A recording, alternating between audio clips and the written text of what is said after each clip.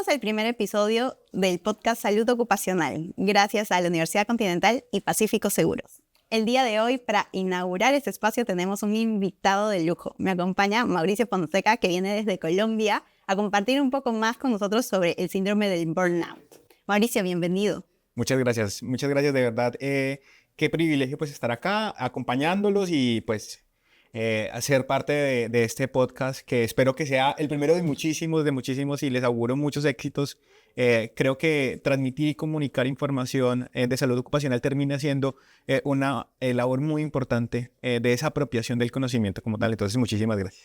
Muchísimas gracias a ti por estar aquí. Mauricio es consultor de la Organización Internacional del Trabajo, OIT, y para setear un poco el tema y poder, digamos, que todos estemos en la misma sintonía, quisiera iniciar consultándote qué es el burnout en sí, o qué síntomas podemos identificar dentro de ese síndrome. Bueno, el síndrome de desgaste ocupacional, que realmente es el nombre que ya se le da a lo que antes conocíamos como burnout, es un síndrome conceptualizado como el que ocurre después de una exposición crónica en el sitio de trabajo y que no se ha manejado con éxito como tal. Entonces, tenemos ahorita un marco conceptual muy importante que nos lo da la Clasificación Internacional de las Enfermedades en su 11ª versión. La Clasificación Internacional de las Enfermedades la realiza el equipo de taxonomía de la Organización Mundial de la Salud. Es una de las labores más arduas y menos conocidas de la OMS como tal. Entonces, pues ellos nos dan un marco conceptual importante porque nos definen qué es el síndrome de desgaste ocupacional, porque antes carecíamos de una definición concreta como tal. Cada persona, cada investigador, cada país asumía un rol o asumía una postura del concepto como tal. Entonces hay tres elementos que son importantes para que confluya y que ocurra el burnout. Uno, ¿Tres dimensiones podríamos llamarlo? Sí, son constructos, de hecho. El primero, el que lo enmarca como tal, es esta sensación de desgaste, ¿no? De agotamiento. Y el agotamiento, que puede ser físico o puede ser emocional como tal, ¿sí? O sea, digamos que es el primero de los elementos. O sea, la persona debe estar agotada, física y mentalmente. Ese es el primero de las dimensiones, si las queremos llamar así.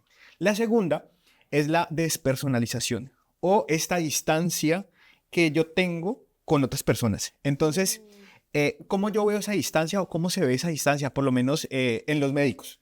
Ya el médico no hace contacto visual con el paciente. Este distanciamiento, pues, las noticias que son no sé, emotivas, como un diagnóstico, termina siendo algo que es supremamente banal para la persona. Entonces, digamos que empieza a despersonalizarse. O sea, ahí está el segundo de los elementos. Y el tercer elemento es esa baja realización personal o baja eficacia personal como tal. O sea, que yo no me siento contento, no me siento feliz con lo que estoy haciendo. Súper interesante lo que nos comentas porque, digamos, creo que esta primera dimensión es la que uno más nota, ¿no? De pronto acaba el día y es algo que también me ha pasado. Termino el día y lo único que he hecho es trabajar, pero siento que estoy agotada. Lo único que hago es llegar a mi cama y me quedo dormida casi instantáneamente porque ya llega un punto donde que uno, sin darse cuenta, pues está en constante estrés durante el día y eso termina cansando físicamente a todo el organismo. Física, emocional, mentalmente también, ¿no? Esa es una característica importante. Entonces, por ejemplo, yo le pregunto a mis pacientes que se han diagnosticado, se han autodiagnosticado síndrome de desgaste ocupacional y les pregunto, hey, si descansas el fin de semana, el lunes, ¿cómo está tu energía? Entonces, las personas dicen, no, después de un periodo de vacaciones o después de un periodo de ausencia como tal, las personas dicen, hey, me recuperé. Bueno, en el burnout uno no se recupera. O sea, tú estás permanentemente cansado, o sea, permanentemente agotado. Y esa es una característica importantísima del desgaste ocupacional. Porque así tú vayas a vacaciones o así tú descanses el fin de semana, pues finalmente la persona que se encuentra desgastada como tal o que se encuentra en burnout, pues es una persona que no se va a recuperar. Esa es una característica supremamente importante. Y lo más conducente de toda la información que les estoy dando es que debo tener los tres elementos unidos. O sea, debo estar físicamente y mentalmente agotado, Debo estar despersonalizado y debo tener una baja eficacia personal. O sea, debo sentir que odio esta profesión que escogí, que no me quiero levantar, que no quiero ir a trabajar, que no quiero ir a atender pacientes, que no quiero ir a dar clase y ver estudiantes. O sea, debo tener esos tres. ¿Qué ha pasado? Con una sola de las dimensiones ya diagnosticaban burnout. Entonces, estamos cometiendo muchos errores desde el punto de vista de la interpretación como tal. Entonces, solamente porque la persona estaba agotada como tal, ya teníamos burnout. Y no es tan cierto como tal. O sea, ya el CIE-11 nos marcó un concepto como tal y nos dice que para que la persona esté inmersa o incursa en el desgaste ocupacional, debe tener las tres dimensiones: agotamiento, falta de realización personal y la despersonalización como tal. Si no están los tres ahí unidos como tal, pues yo no estaría frente a un burnout. Y es súper importante lo que mencionas, porque también tener esta, digamos, clasificación internacional que ya marca ciertos parámetros también nos permite identificar con mayor precisión, y no solo identificarlos, sino de que se pueda hacer un diagnóstico y ese diagnóstico vincularlo a medidas correctivas que permitan de cierta forma trabajar esto. Y yo recuerdo que en el ejercicio en ese momento la psicóloga, pues había un mapa donde que te mostraba qué tan cerca de la zona de peligro y qué tan cerca, si ya estabas en burnout, como para también tratar de concientizar sobre esa parte y justo ver los diferentes componentes dentro de este síndrome. Pero también conozco de personas que efectivamente han llegado a un diagnóstico y han tenido que hacer ajustes dentro de sus centros de trabajo para que puedan tener una mejor calidad de vida, se podría decir así, ¿no? Entonces, un poco vinculándolo ya por ese lado, y no sé si brevemente nos podrías comentar cuáles son las principales como consecuencias de ya tener este síndrome. Partimos de un punto importante, y el punto importante es que necesitamos un diagnóstico definido. Después de que yo ya tengo un diagnóstico definido, básicamente es más fácil, después de que yo conozco el problema, ya lo puedo identificar, poder proponer desde el punto de vista de la historia natural de la enfermedad, cuál es esa fisiopatología, por lo menos del desgaste ocupacional, y cuáles son las alternativas como tal. ¿Cuáles son los síntomas? Que es la pregunta en la que me estás haciendo. Los síntomas, hay un síntoma específico para cada una de las dimensiones. ¿Sí me entiendes? En el agotamiento, pues evidentemente la persona va a estar agotada, no solamente física, sino mentalmente. ¿Sí? Entonces, esta persona que se levanta a trabajar, que se acuesta a dormir y que siente que no descansó lo suficiente, siente que se levantó y sigue cansado como tal. Entonces, digamos que son síntomas como muy, muy, muy claros. La persona que debería haber pasado un fin de semana tranquilo en su casa, en sus actividades de ocio como tal o en sus actividades recreativas, a pesar de haber estado en esos momentos, pues no se recuperó. O sea, no se siente un poco más revitalizado ni se siente un poco mejor desde el punto de vista del agotamiento. Desde el punto de vista de la despersonalización, este mutismo, estos silencios tan complejos, este cambio de la personalidad, uno puede ver en la despersonalización que la persona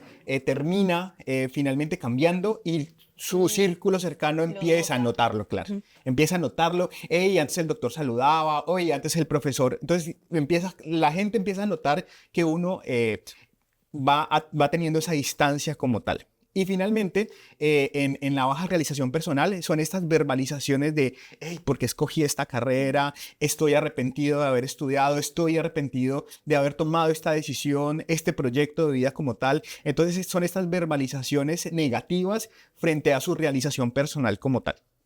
Entonces, digamos que para cada una de las dimensiones, pues hay unos síntomas muy específicos como tal, porque volvemos al mismo punto. O sea, yo debo tener la confluencia de los tres elementos para estar frente a un burnout. Si no, estaría frente a un caso de fatiga, por lo menos de fatiga laboral, o estaría, con algo, inclusive podría estar incurso en una depresión, en un momento de ansiedad o cualquier otro diagnóstico, no necesariamente pues el burnout como tal.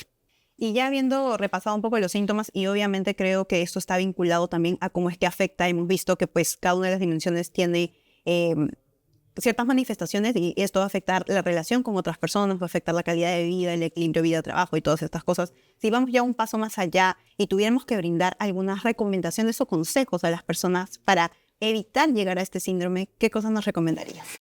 Lo primero sería identificar cuál de los tres elementos yo tengo afectado en el trabajador. Si tengo afectado esta dimensión de la realización personal, si tengo afectado esta dimensión de la despersonalización o la del agotamiento como tal. Entonces yo tengo que, o si son las tres, Porque finalmente para que yo tenga un burnout, yo debo tener las 3 dimensiones como tal, pues, afectadas.